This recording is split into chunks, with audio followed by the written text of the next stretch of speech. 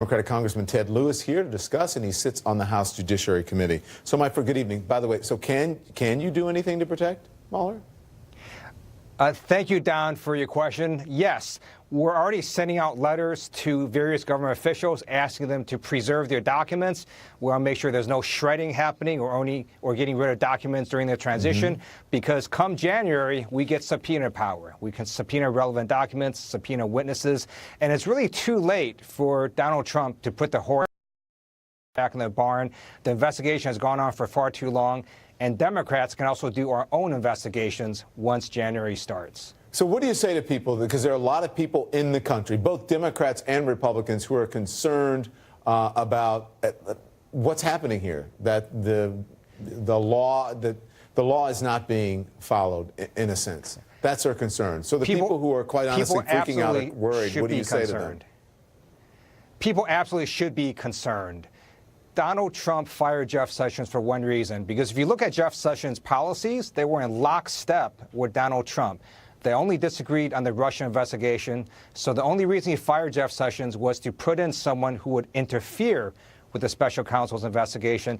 That looks awfully a lot like obstruction of justice, the same way firing James Comey was obstruction of justice. So then the Congress, both chambers of Congress, both chambers of Congress, meaning the Senate and Congress, haven't had many checks on this president, basically, on this administration. Basically, he's able to, with a blank check, be able to do whatever he wants to do. So what do you say to the folks who say, hey, they're not going to do anything differently than that's happened that they've been doing over the last couple of years?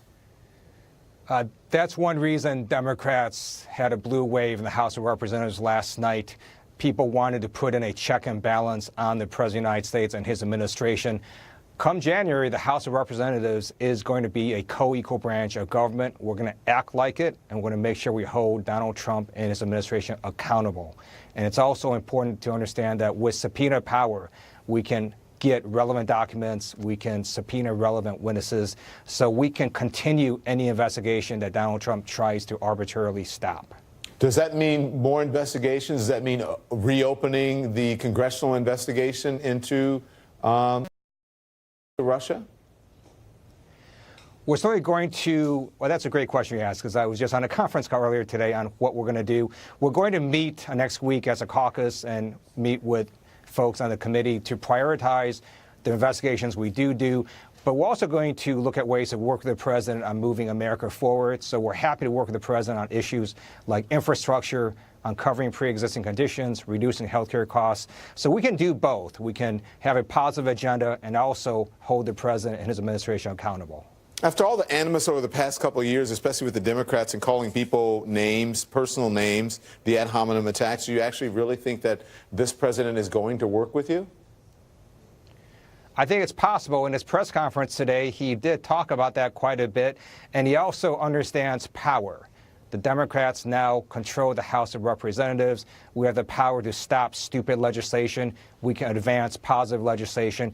We also have subpoena power. So I think there's a big incentive for the president, as he said in his own words, to make deals with the Democrats. Do you think that was part of the reason for his mood today, or maybe the main reason is because he realizes that now he's going to have to answer to someone at least? The president clearly was in a sour mood today, and if he thought the election results were good, he would not have announced the firing of Jeff Sessions today. He would have waited till next week. He really wanted to change the subject. And we actually had a blue wave, not just in the House of Representatives. We also won a large number of legislative seats, net increases in governorships. So you saw a blue wave across much of America last night, and I think Trump wanted to change the subject. So can I ask you, because you have subpoena power, and the big part of the equation here for a lot of folks that people are really concerned about is that this president has never released his tax returns. They don't know who his businesses, who he's beholden to, who he's done business to, who he might, I'm not saying he does, owe favors to possibly. Is part of the mission of this Congress going to be to get the tax returns and make sure that this administration, this president, abides by the emoluments clause? I think it's important to see the president's tax returns to make sure that he's not under improper influence by any foreign entities or foreign organizations. And in addition to subpoena power, there is an actual law and process that allows the chair of the House Ways and Means Committee to get these tax returns. So I do expect that to happen. When is all this going to start? Day one? It could be day one or week one, but relatively soon, because you need to make sure that the President of the United States is putting the country first and not his own interests first. Thank you, Congressman Ted Lieu.